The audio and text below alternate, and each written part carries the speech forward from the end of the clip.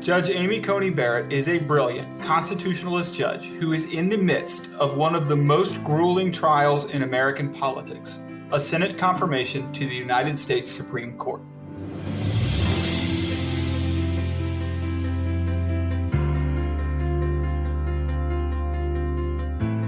Welcome back to Perspectives, the confirmation of Amy Coney Barrett. I'm Tommy Binion with the Heritage Foundation. In just a moment, I'll be joined by Senator Ernst as she leaves the last day of hearings for Amy Coney Barrett to be a Supreme Court Justice. Senator Ernst, welcome and thank you for coming back, making the time. Of course, Tommy. Thanks so much. It's been an exciting week.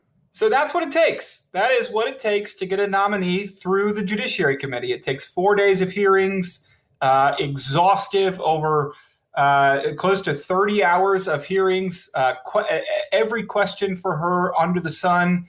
But it's now over. What is left to happen?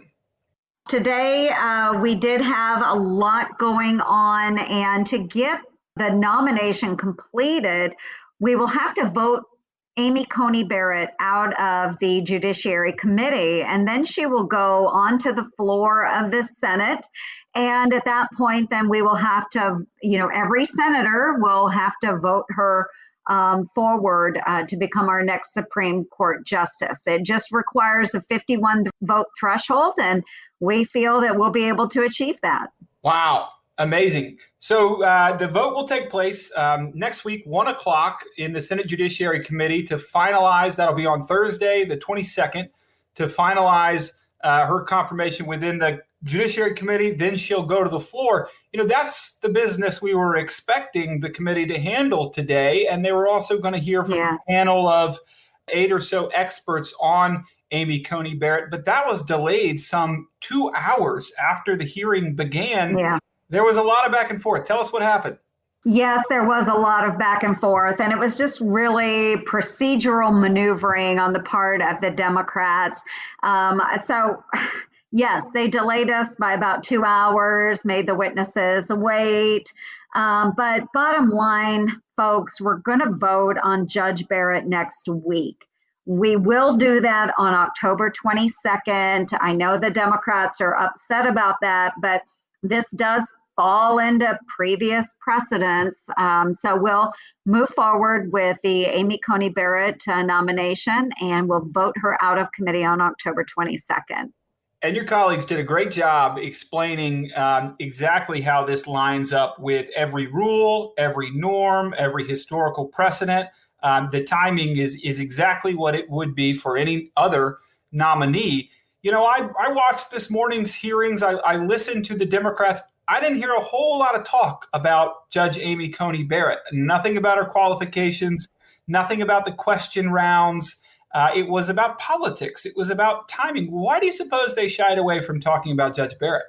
Because she is so well qualified, and they don't want to let the American people know that she truly is the perfect demeanor. She is very wise in her decisions. She is rated as well qualified by the American Bar Association. She has the jurisprudence necessary. So many qualifications that we have looked to for all of our other Supreme Court justices. And we heard from a number of witnesses today that talked about not only her wisdom, but also the fact that she just truly is a kind, compassionate person. So the Democrats don't want to focus on her because she is an exemplary role model for not just young women, but for everyone across our political spectrum, men and women, young and old. But what they would rather focus on is politics of the day. I think that's right. And she is, as you said, extraordinarily impressive. I think everybody watching these hearings has noticed that. Even the ranking member, Senator Feinstein from California, confessed to being impressed by Judge Barrett yesterday. I thought that was a pretty compelling admission. And we look forward to seeing what she does on the Supreme Court. the Senate this week is confirming a nomination made by President Donald Trump. And in a sense, well, not in a sense, in reality, they are filling a vacant seat on the Supreme Court that was made open by Justice Ginsburg's untimely death on September the 18th. That is filling a vacancy. That is something very, very different from court packing, though some on the left have accused you of court packing this week. What is court packing? Why is it coming up? Who is bringing it up? And should we be worried about that?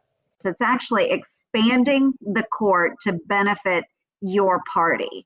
So that's not what we want to see. The Supreme Court has been 9 justices for somewhere around 150 years. And even Ruth Bader Ginsburg has said that 9 is the right number. So we need to know where Joe Biden stands on this. The other day, he mentioned to a reporter when he was asked about packing the court, he said the American people don't deserve to know what his stance is on that.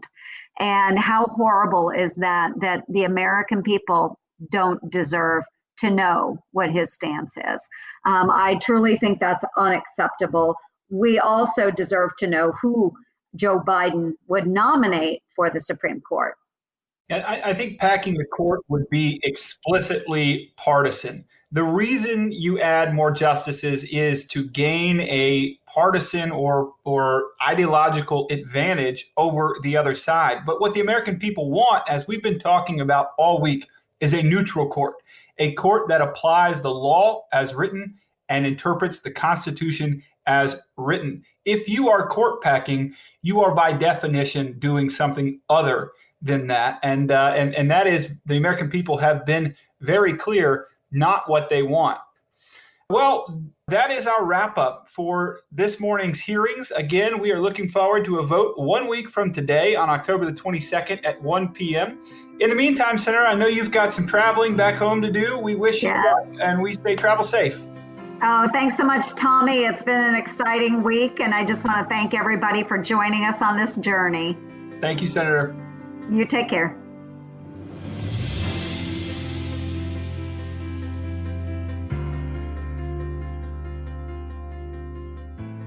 Perspectives is brought to you by more than 500,000 members of the Heritage Foundation. Sound design by Lauren Evans, Mark Guiney, and John Popp.